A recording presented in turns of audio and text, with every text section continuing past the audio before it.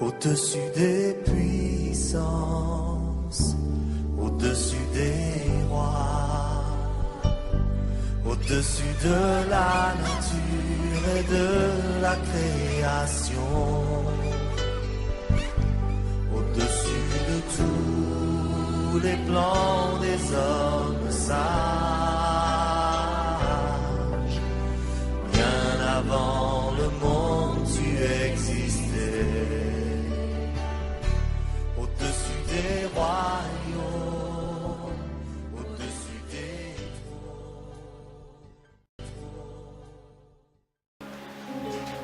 Alléluia. Amen. Nous bénissons le nom du Seigneur.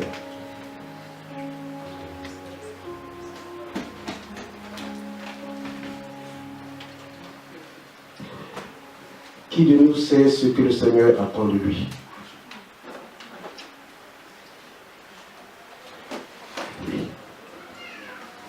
Dieu.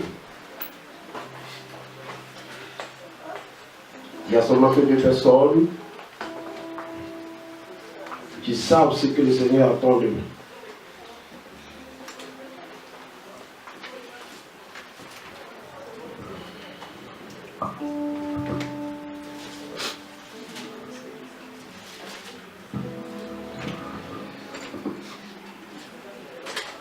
Le thème amour et discernement spirituel.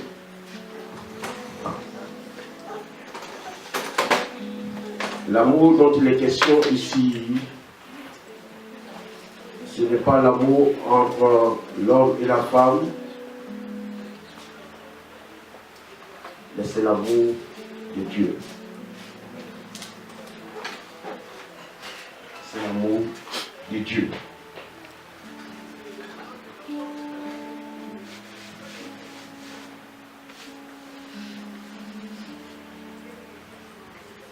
Est-ce que nous savons que le discernement spirituel s'obtient lorsque nous grandissons dans l'amour divin?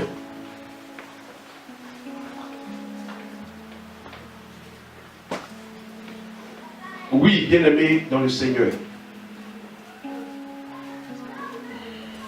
C'est lorsque nous serons en train de grandir que le discernement devient de plus en plus fort. Lorsque nous sommes remplis de l'amour de Dieu, le discernement spirituel devient de plus en plus fort. C'est en ce moment que nous commençons à connaître réellement ce qui est de Dieu et ce qui est du mal et de Satan. Lorsque nous grandissons dans le Seigneur, c'est en ce moment que le discernement devient de plus en plus net. Si nous marchons d'une autre manière, nous n'allons pas pouvoir avoir le discernement de Dieu.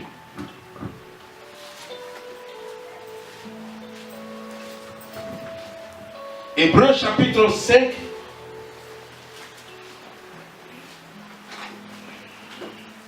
le verset 14 dira ceci.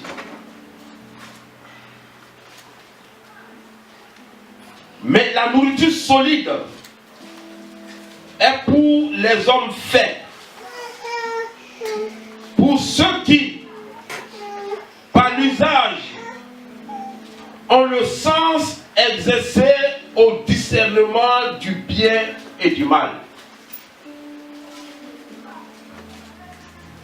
Je reprends.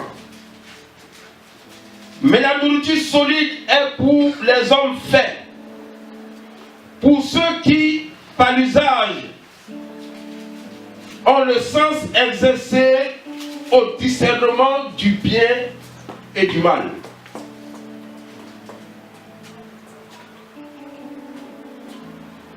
La nourriture solide ce n'est pas tous ceux qui sont encore enfants. Vous comprenez?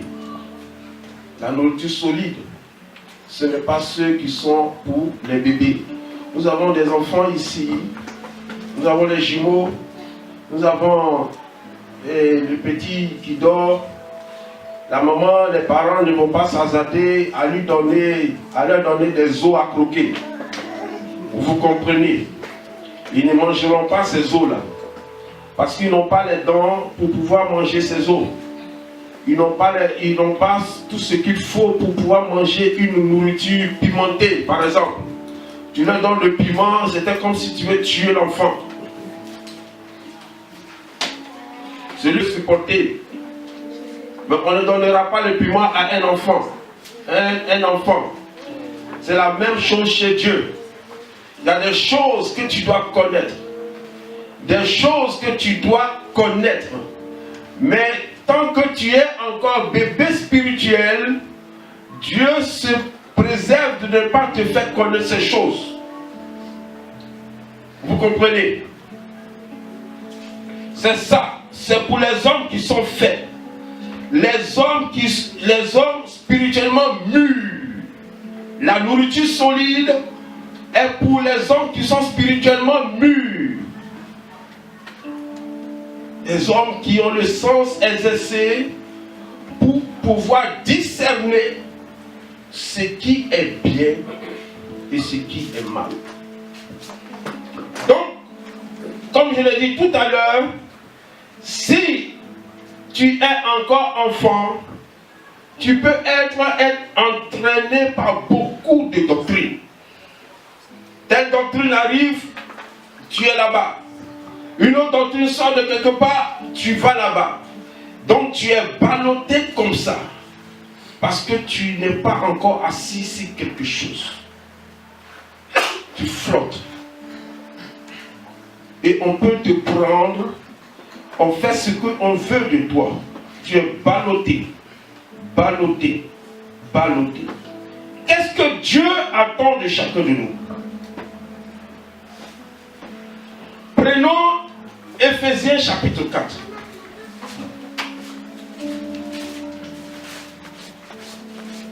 Éphésiens chapitre 4,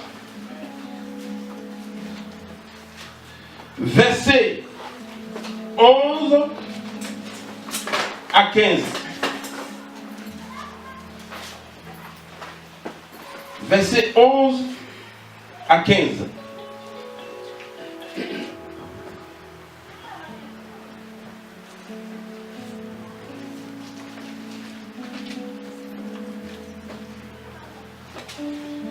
C'est lui qui a donné les uns comme apôtres, les autres comme prophètes, les autres comme évangélistes, les autres comme pasteurs et docteurs. Verset 12, pour le perfectionnement des saints. Cela en vue que l'œuvre du service et de l'édification du corps du Christ, jusqu'à ce que nous soyons tous parvenus à l'unité de la foi et de la connaissance du Fils de Dieu, à l'état d'homme fait, à la mesure de la stature parfaite du Christ. Ainsi, nous ne serons plus des enfants flottants et entraînés à tout vent de doctrine, joués par les hommes, par leur fourberie et les manœuvres séductrices. Mais en disant la vérité avec amour, nous croîtrons à tous égards en celui qui est le chef, Christ.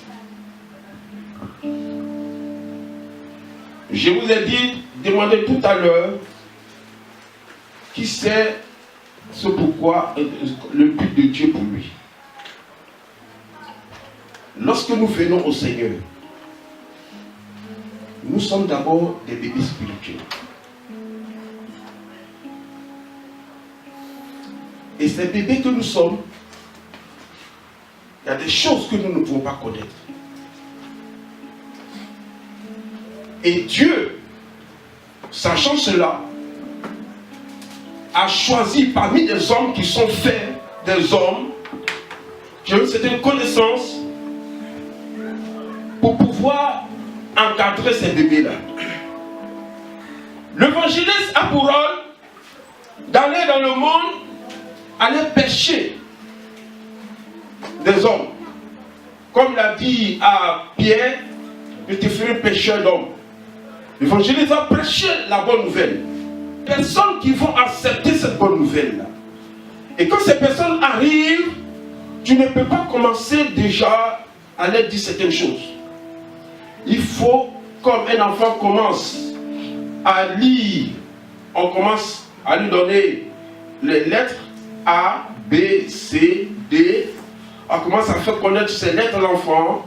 Après ces lettres, on passe comment on appelle, aux syllabes. Après syllabes, on passe à des mots. Après ces mots, on commence à parler, on parle de phrases pour que l'enfant sache. Donc, il y a une formation. Et il y a des éducateurs qui sont là pour pouvoir aider l'enfant dans ce domaine-là. C'est la même chose pour le chrétien qui est né de nouveau, qui vient dans le Seigneur, et il y a des personnes qui ont été choisies par Dieu pour encadrer ces nouveaux convertis, pour les amener à une certaine maturité, la maturité spirituelle, jusqu'à ce qu'à un certain moment, lorsque ceux-là vont commencer à connaître les choses de Dieu, à connaître les choses spirituelles, le Saint-Esprit va commencer à révéler à ces personnes-là certaines choses qui sont réellement de Dieu. Quand ils sont matures, vous comprenez, le Saint-Esprit commence à pouvoir enseigner, à dire. Donc, le travail des serviteurs de Dieu, c'est de pouvoir conduire le peuple de Dieu dans cette direction, pour qu'ils deviennent des hommes matures, pas des enfants qui restent toujours enfants et qui sont ballottés à tout vent de doctrine. On dit, il y a ceci, ils sont là-bas, comme on le dit tout de suite, il y a cela, ils vont là-bas, ils n'ont pas de fondement, ils n'ont pas les pieds sur le roc, mais ils sont ballottés. Non, le serviteur de Dieu a pour rôle de pouvoir amener le nouveau converti à une certaine maturité spirituelle. Et c'est ce que nous essayons de faire. Le perfectionnement des saints, quand quelqu'un vient dans le Seigneur, il est saint. Il est saint déjà. Il est déjà saint. Mais il ne vit pas encore cette sainteté. Donc on doit l'amener à cette sainteté, à pouvoir vivre cette sainteté. On doit l'amener en utilisant la parole de Dieu. C'est pour cela que c'est le but de Dieu, que chacun de nous ici arrive à être un homme mature spirituellement. Vous comprenez? Que personne ne reste un bébé spirituel. Que personne ne reste un bébé spirituel. Il y a des choses que Dieu veut nous montrer. Il y a des choses que Dieu veut nous faire voir. Il y a des choses que Dieu veut nous dire. Mais quand tu es bébé, il dit que je ne peux pas lui donner parce qu'il ne connaîtra pas la valeur.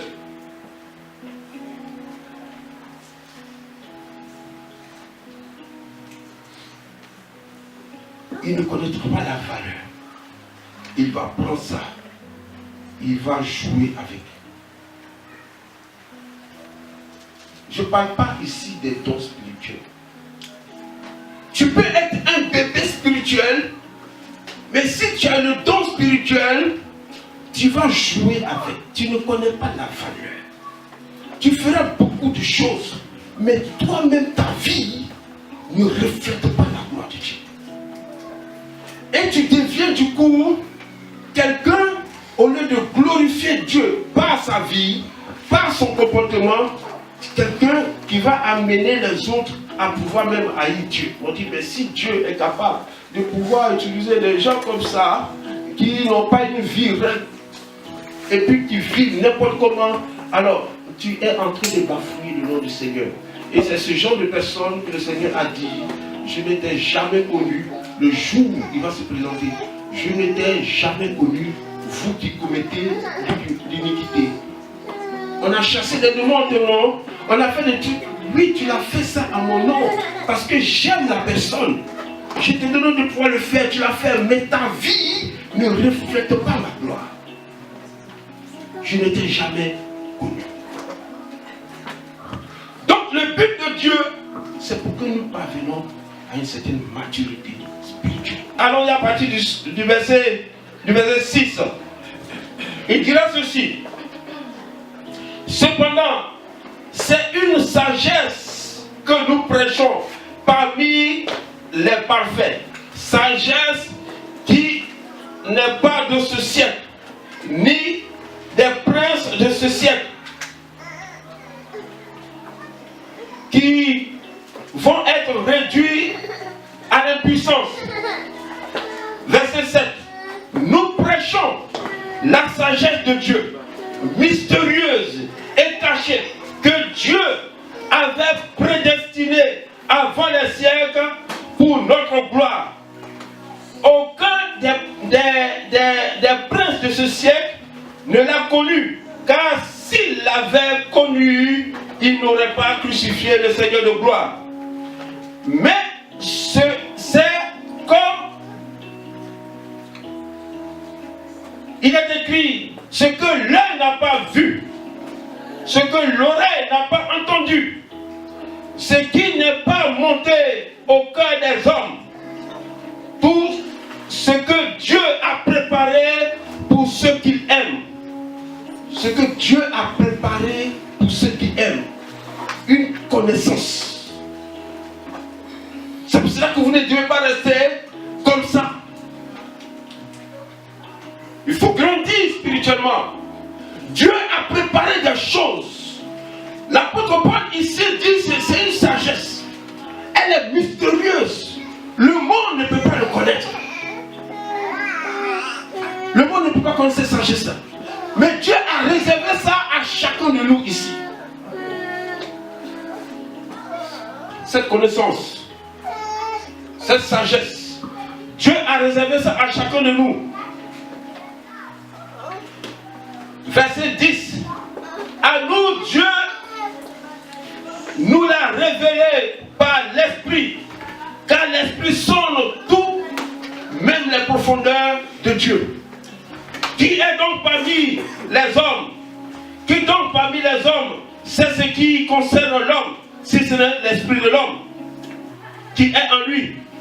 De même, personne ne connaît ce qui concerne Dieu si ce n'est l'esprit de Dieu. Verset 12. Or, nous n'avons pas reçu l'esprit du monde, mais l'esprit qui vient de Dieu, afin de savoir ce que Dieu nous a donné par grâce. Et nous en parlons non avec le discours qu'enseigne la sagesse humaine, mais avec ce qu'enseigne l'esprit, en expliquant les réalités spirituelles à des hommes spirituels. Mais l'homme naturel ne reçoit pas les choses de l'Esprit de Dieu, car elles sont une folie pour lui, et il ne peut les connaître parce que c'est spirituellement qu'on en juge. L'homme spirituel, au contraire, juge de tout, et il est lui-même jugé par personne. En effet, qui a connu la pensée du Seigneur pour écrire? Or nous avons la pensée de Christ. Vous comprenez? Ces choses-là, données. Et il donne ça à ceux qui sont spirituellement mûrs. À ceux qui sont spirituellement mûrs. Il ne va pas donner ça à quelqu'un qui marche selon la chair. Quelqu'un qui est charnel. L'Esprit de Dieu ne va pas aller sonder les profondeurs de Dieu pour venir donner à quelqu'un qui est charnel. Quelqu'un qui ne connaît rien de Dieu. Quelqu'un qui va prendre ces choses-là et puis qui va jouer avec. Le Saint-Esprit ne le fera pas. Le Saint-Esprit ne le fera pas. Il fera pour ceux qui sont mûrs spirituellement.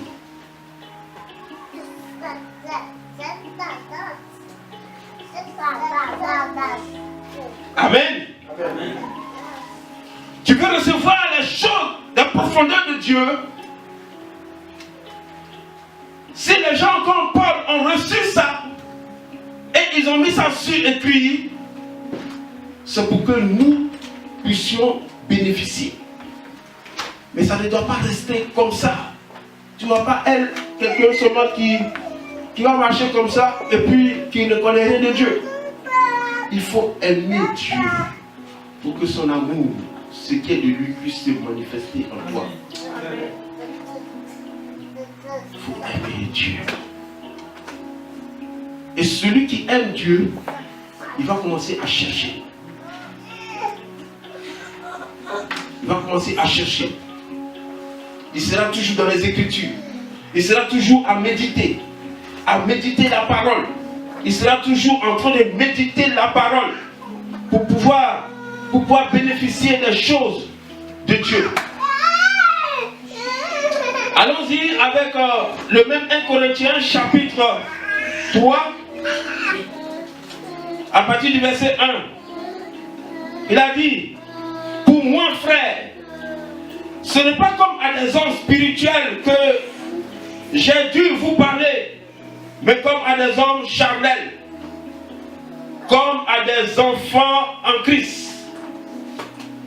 Je vous ai donné du lait et non la nourriture solide, car vous ne pouviez pas la supporter. Et vous ne pouvez pas, même à présent, parce que vous êtes encore charnel. En effet, puisqu'il y a parmi vous de la jalousie, de la discorde, n'êtes-vous pas charnel et ne marchez-vous pas d'une manière toute humaine? Vous voyez, quand tu es charnel, tu ne peux pas percevoir les choses de Dieu. Il y a beaucoup qui mentent. Il y a des gens qui sont charnels et qui disent toujours Dieu m'a dit. Dieu m'a dit. Il y a beaucoup qui mentent là-dedans. Tu es charnel. Et le Saint-Esprit va venir te parler comme ça.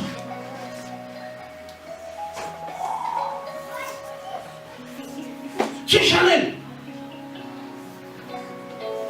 Dieu m'a dit. Il t'a dit quoi? Il t'a dit quoi? Dieu m'a dit que tu vas mourir. Tu vas mourir. Ça là, c'est pas parole de Dieu. C'est pas vrai. Tu es charnel. Ce qui sort de toi là, c'est quelque chose que toi-même tu as médité dans ton cœur. Parce que tu es rempli d'amertume. La personne là t'a fait quelque chose. Ça ne va pas du tout. Tu veux sortir parole. Et tu vas dire que c'est Dieu qui t'a dit. Alors que toi, c'est ton souhait. C'est ton souhait que ça lui arrive. Vous voyez? Et tu vas dire que c'est Dieu. Ce n'est pas Dieu. Tu souhaites la mort de quelqu'un et tu dis que c'est Dieu qui a dit. Tu souhaites que cette personne soit malheureuse, qu'il lui arrive quelque chose pour que tu puisses, pour qu'on dise que oui, c'est bien fait pour lui. C'est bien fait pour elle. Et puis tu vas dire que c'est Dieu qui t'a dit. Dieu t'a rien dit. Dieu ne t'a rien dit. Tu comprends? Tu es charnel. L'apôtre Paul dit ici qu'il ne peut même pas donner à ces Corinthiens là choses profondes. Il leur a donné seulement que le lait. Mais ces Corinthiens-là, qu'est-ce qu'ils ont dans le chapitre 11, on a vu que ce sont des gens qui étaient remplis de dons spirituels. Ils faisaient des dégâts. Jusqu'à il y a un même qui allait prendre la femme de son propre père. Arracher la femme à son père. Il vivait dans le désordre. Et ce Corinthien-là, un d'eux parmi va s'élever pour donner parole de connaissance. Et c'est Dieu qui m'a dit de te dire ceci. Dieu ne t'a rien dit.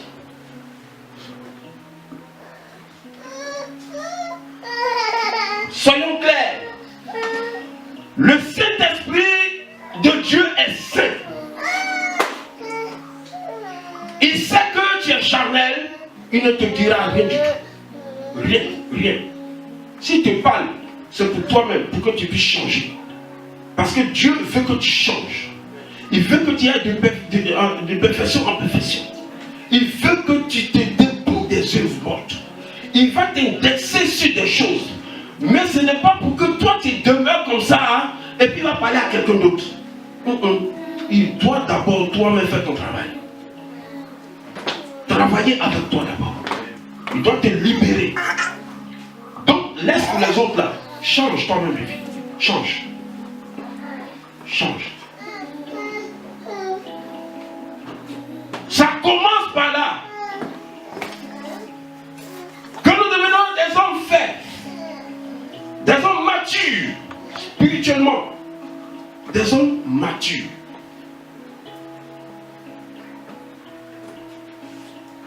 Donc le dépouillement des hommes morts, ça commence par nous.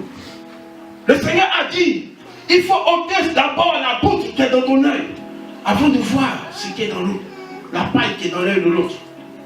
Vous comprenez? Donc ça commence par nous d'abord. Ça commence par nous. On va se nettoyer. Le Saint-Esprit va nous aider à pouvoir nous nettoyer de ces œuvres mortes, pour nous libérer de tout ce qui ne glorifie pas Dieu. Sans cela, on parle de la sanctification. La sanctification, c'est tous les jours. Tous les jours, on se sanctifie. À la lumière de la parole de Dieu, je me sanctifie. Dans les choses que je suis en train de faire, je ne le fais plus. Je me libère de ces choses-là pour pouvoir marcher selon Dieu. Et quand je suis en train de faire ça, je suis en train de grandir. Ça veut dire que j'ai accepté ce que le Seigneur veut que je sois. J'ai accepté la nature qu'il veut que je puisse avoir pour pouvoir marcher en cela, pour me dépouiller des choses. Et quand je le fais, bien aimé, ça veut dire que l'amour de Dieu commence à prendre place en moi. Je commence à considérer ce qu'il me dit. Je ne vois plus jusqu'à ce que j'obtienne une certaine maturité spirituelle.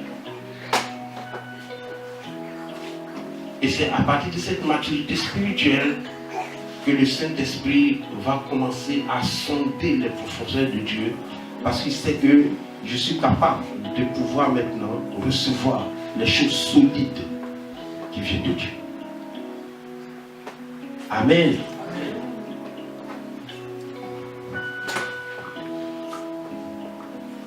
L'amour de Dieu, c'est ça, bien-aimé. Nous avons donné quel est le verset par lequel nous avons parlé de l'amour. C'est Philippiens, non?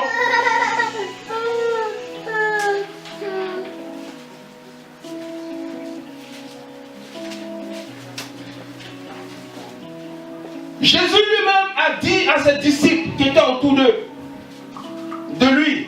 Ces mêmes disciples, les envoyés deux à deux, ils sont partis, ils ont chassé les démons.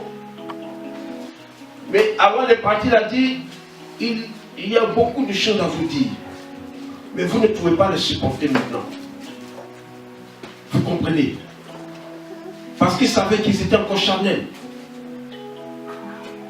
Mais lorsque le Saint-Esprit va venir, il va vous rendre capable de pouvoir supporter ces choses. Le Saint-Esprit de Dieu, que chacun de nous a reçu. Mais nous l'avons reçu, mais nous ne le considérons pas encore. C'est ce Saint-Esprit-là qui va leur permettre de pouvoir être des hommes qui sont faits. Jésus n'a pas dit beaucoup beaucoup de choses à ses disciples. Ce qu'il pouvait leur dire, qui était à leur niveau d'homme charnel, il leur a dit. On avait même quelqu'un d'autre qui était à côté, Judas Iscariote, qui lui a décidé de ne même pas changer. Ce n'est pas que Dieu l'a programmé spécialement pour qu'il soit un traître. Comment? Oui. Ce n'est pas que Dieu l'a programmé. Je le dis souvent, pourquoi ce n'était pas Pierre? Pourquoi ce n'est pas Jean? Pourquoi ce n'est pas Matthieu? Pourquoi ce n'est pas l'un de ces... Pourquoi c'est Judas? Le Seigneur dans sa prière a dit ceci. Hein? Tout ce que tu m'as donné, je les ai gardés, sauf le fils de la perdition. Pourquoi on dit fils de la perdition? Parce qu'il a choisi délibérément de pouvoir se donner à ça. Vous comprenez? Il a choisi de pouvoir considérer plus l'argent que la parole qui devait l'amener à se transformer. Il a choisi de pouvoir regarder à l'argent. Et c'est l'argent qu'il voulait là. C'est ça qui l'a amené à commettre, à trahir son maître. Mais il était à côté du Seigneur. Il bénéficiait des mêmes enseignements que les autres. Il recevait cela. Mais ça n'entrait pas en lui. Dieu l'a-t-il prédestiné volontairement à avoir un cœur dur comme ça? Non. Il n'a jamais voulu la mort même de quelqu'un. Il veut que tous parviennent au salut. Vous comprenez? Tous parviennent au salut. Mais c'est chacun de nous qui choisit. Ou bien je demeure comme ça. La parole du Seigneur ne entre pas en moi. Tout ce qu'on me dit pour attirer mon attention, le Saint-Esprit passe par des personnes qui me disent change, fais ceci, fais cela. Mais je dis non, moi ça ne marche pas avec moi. Je demeure comme ça. Prenez-moi tel que je suis. Personne ne va te prendre tel que tu es. Même Dieu ne te prendra pas tel que Dieu. Si vous voulez, il a laissé tout le monde comme ça. Pour que chacun vienne à lui comme ça, tel qu'il est. Dieu ne veut pas que tu sois comme ça. Il veut que tu parviennes à la perfection. Tu dois parvenir à la perfection. Tu dois mourir en toi-même, bien-aimé. Il n'a pas besoin de toi tel que tu étais dans le monde. Il a besoin de toi transformé. Pour que tu sois un instrument entre ses mains pour pouvoir gagner encore des âmes. Amen. Amen. Donc c'est pour cela que, bien-aimés, laissons-nous transformer par le Saint-Esprit. Il a dit, lorsque le Saint-Esprit viendra, c'est dans Jean, chapitre 16, versets 12 à 15. C'est lui, le Saint-Esprit, qui va vous enseigner certaines choses, afin que vous soyez transformés. Soyez transformés. Dans Philippiens chapitre 1, verset 9 à 11, et ce que nous avons donné, il dira ceci, ce que l'apôtre Paul dira, ce que je demande dans mes prières, c'est que votre amour augmente de plus en plus en connaissance et en pleine intelligence pour le discernement des choses les meilleurs, afin que vous soyez purs, irréprochables pour le jour du Seigneur, remplis du fruit de justice qui est par Jésus de Dieu. Le fruit de justice est en Jésus-Christ. Donc l'apôtre Paul prie, il a prié pour que l'amour de Dieu augmente en eux. Et cet amour-là va augmenter lorsque tu vas te plonger dans les regards, tu vas plonger tes regards dans la parole et que tu vas te laisser transformer par Dieu. Lorsque tu vas regarder à Jésus-Christ tel qu'il est, dans sa simplicité, et que tu vas te laisser transformer par ce qu'il est. Lorsque tu vas accepter de pouvoir vivre comme lui, de pouvoir être humble, de pouvoir pardonner Parce que si Dieu ne pardonnait pas, aucun des hommes n'allait être sauvé. C'est parce qu'il veut pardonner et qu'il a donné que Jésus-Christ est venu pour pouvoir pardonner, guérir nos maladies, nous délivrer de toutes les œuvres mortes, les œuvres des ténèbres qui sont dans nos vies. C'est ça, bien-aimés dans le Seigneur. C'est ça. Donc l'apôtre Paul prie pour que nous puissions grandir dans cet amour-là. Et l'amour que nous avons de Dieu va nous amener à pouvoir maintenant discerner ce qui est bien et ce qui est mal. Le vrai discernement, c'est de pouvoir connaître ce qui est bien et ce qui est mal. C'est pouvoir connaître ce qui est de Dieu et ce qui n'est pas de Dieu. Reconnaître, faites la différence. Faites une séparation. Ça, ce qui est en train de sortir, me sonner dans l'oreille, ça m'amène à pouvoir faire le mal. Ça ne peut pas venir de Dieu. Ce qui m'amène à faire le mal ne peut pas venir de Dieu.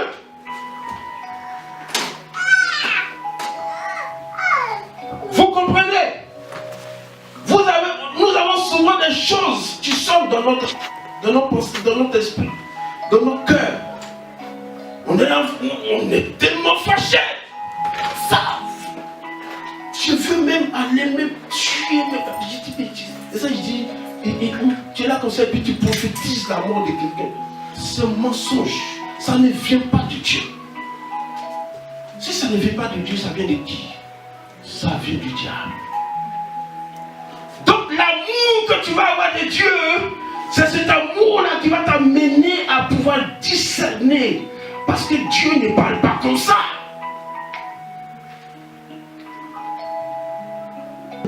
Comment tu sauras que ce qui est en train d'animer là, ça vient du diable? Comment tu sauras?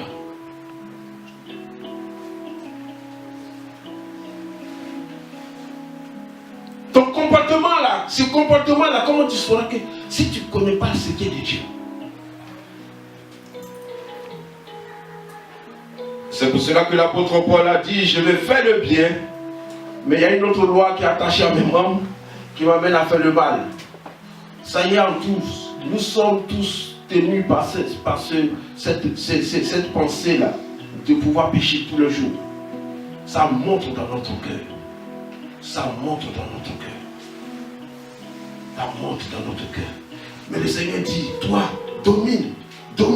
Il faut dominer. Domine. Si tu ne domines pas, tu vas pécher. Ce qui vient ne vient pas de Dieu. Tu vas pécher.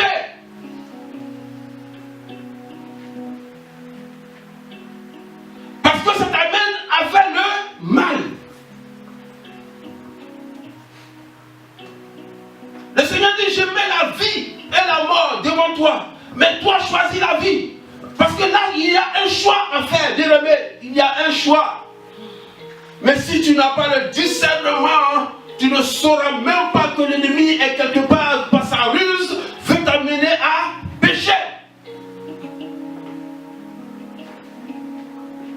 Si tu n'as pas le discernement, il faut connaître ce qui est de Dieu. La parole dit, Dieu est amour. Dieu est amour. Il est amour. Il est amour. Il aime tout le monde. Celui qui est bon comme celui qui est mal, il aime. Le Seigneur va te dire, pour te garder, pour te préserver, il va te dire, si on t'insulte, toi bénis. Pourquoi? Parce que Dieu ne va pas maudire comme ça. Dieu aime tout le monde. Il y a des meurtriers, des gens qui ont tué, qui ont fait du mal. Ils ont tué. Il fallait seulement ils reconnaissent leur état. Et puis Dieu leur pardonne. Parce qu'il veut que cette personne puisse vivre.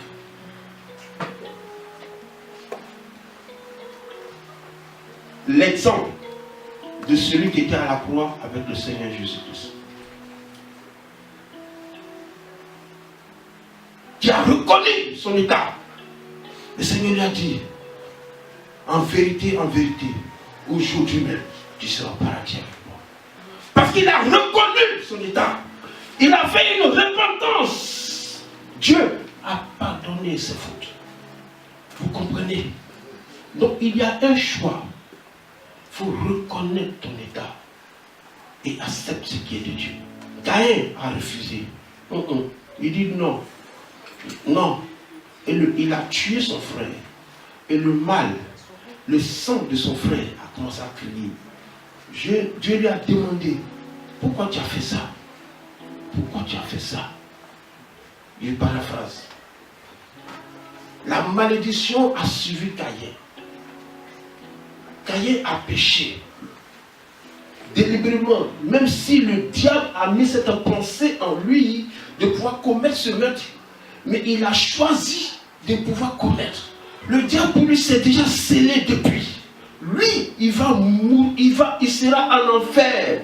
Il sera là-bas. Pour lui c'est scellé. Mais il ne veut pas aller seul. Il prend des gens que Dieu aime pour que cela puisse l'accompagner. Donc si tu ne discernes pas ce qui est du diable et ce qui est de Dieu, tu vas tomber dans ce champ de choses. Et pour pouvoir le discerner, comme nous l'avons dit, il faut aimer Dieu. Il faut avoir l'amour de Dieu. Il faut avoir l'amour. Il faut être animé de l'esprit de sagesse, de la lumière de Dieu. Il faut être rempli de cet esprit. Et tout ça, c'est dans la présence du Seigneur. La présence dans la parole. Si tu n'es pas, tu ouvres ta Bible, comme je le dis très souvent, une seule fois par semaine, quelquefois, mais tu n'ouvres même pas du tout. Tu peux faire même 1 mois, 2 mois, la Bible est là, ça ne te dit absolument rien. Tu n'ouvres pas du tout. Et tu veux que tu vas t'asseoir comme ça, et puis Dieu va venir, va te parler. Va te parler. Dieu va te parler. Mais cet esprit va te parler sur quelle base? Sur quelle base? C'est sur la base de la parole. Que tu médites. Il va t'instruire. Il va te rappeler ce que tu as lu, ce que tu as médité. Il va te rappeler ce que est de Jésus-Christ. Ce que tu as lu, ce que tu as médité. Mais si tu ne lis pas, tu ne médites pas, comment est-ce que tu vas savoir que le Saint-Esprit va te parler pour attirer ton attention sur des faits, sur des choses, pour que tu puisses avoir plus de relations avec le Saint-Esprit. Quelquefois, il va le faire, mais ce n'est pas tous les jours. Ce n'est pas tous les jours. C'est parce qu'il a un plan pour toi qu'il le fait. Il veut que tu sois sauvé. Il veut que tu parviennes au salut véritable. Parce que ce salut-là, si tu ne fais pas attention, tu vas le perdre. Tu vas le perdre. Tu vas le perdre. Donc, discerner, avant de discerner, il faut d'abord aimer Dieu. Aimer sa parole. Aimer de se mettre en présence de lui. Aimer de pouvoir méditer sa parole. De pouvoir méditer constamment sa parole. Pour qu'il y ait une transformation qui s'opère à l'intérieur de toi. Pour que le Seigneur commence à te révéler la puissance là-dedans. Tu connaîtras la vérité et la vérité va t'affranchir. Lorsque tu sauras que désormais tu n'es plus sous la malédiction et que tu as été libéré, tu vas dire non, ça ne peut pas continuer comme ça. Tu vas prendre possession de la vérité et tu vas commencer à aller contre cet esprit-là. Il finira par partir parce que le Seigneur a dit résiste et il fuira loin de toi. Tu vas résister farouchement. Ne viens pas me dire la chair est faible.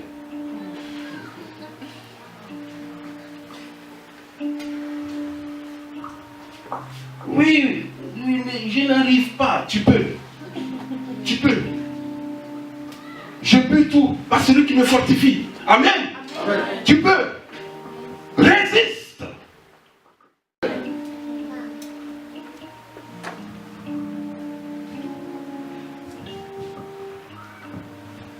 Il y a des gens, ils sont partis dans l'église, ils commencent à dormir. Ici, les frères vont continuer. L'amour et le discernement spirituel, très important. Très important. Très important. Chacun doit aller à la perfection. Dieu n'a pas choisi des personnes, n'a pas donné des gens à Christ pour qu'ils soient des suiveurs. C'est-à-dire qu'ils sont là, c'est eux seulement qui sont en train de suivre les autres. Non. Dieu veut parler à chacun de nous. Il veut nous révéler ce qui se passe même dans nos familles. Les choses à venir. Il veut nous le dire. Il ne veut pas que nous soyons ignorants.